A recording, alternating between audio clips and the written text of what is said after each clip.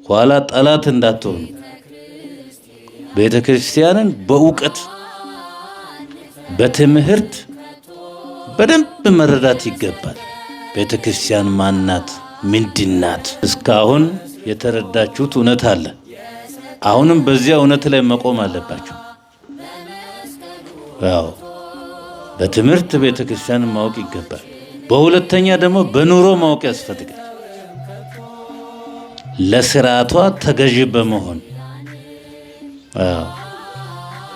የቤተክርስቲያን ስርዓት ምድራዊ አይደለም፣ ሰማያዊ ነው። ሰማያዊ ነው። ለመንፈሳዊ ህብረቶቿ መገዛት ያስፈልጋል። ቤተክርስቲያን ጹሙ ትላለች፣ ጸልዩ ትላለች፣ ንስሐ ግቡ ትላለች፣ ተፋቀሩ ትላለች።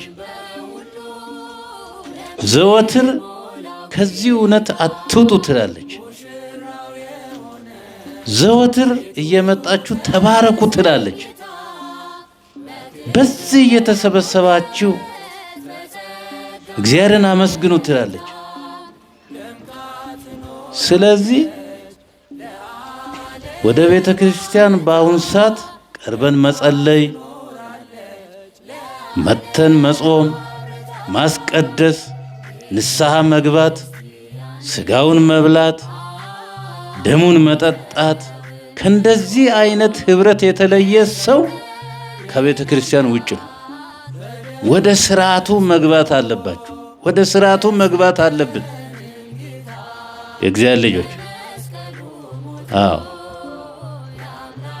ቤተ ክርስቲያን የምትለውን መስማት ይገባል። ይቺ በምድር ላይ ያለችው ቤተ ክርስቲያን በላይ በሰማይ አለች የለችም? አለች። ቤተ ክርስቲያን የኖህ መርከብ ምሳሌ ናት። በጥፋት ውሃ ጊዜ ነፍሳት የዳኑባት የተሻገሩባት የመንግስተ ሰማያት ምሳሌ ናት። ይህን መረዳት ያስፈልጋል። ዋናው አንድና አንድ የክርስቶስ ማደሪያ የተባልን እኛ ነን። ቤተ ክርስቲያን እኛ መሰራት አለብን።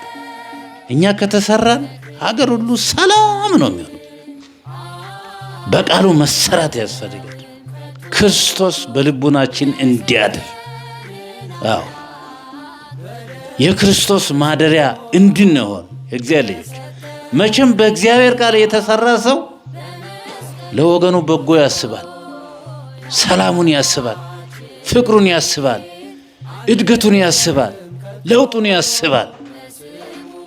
እና እኛም ደግሞ መሰራት አለብን እና ቤተ ክርስቲያንን በኑሮ ማወቅ፣ በትምህርት ማወቅ ይገባል እና እግዚአብሔር አምላክ በተረዳነው እውነት ሁላችንንም ያጽና።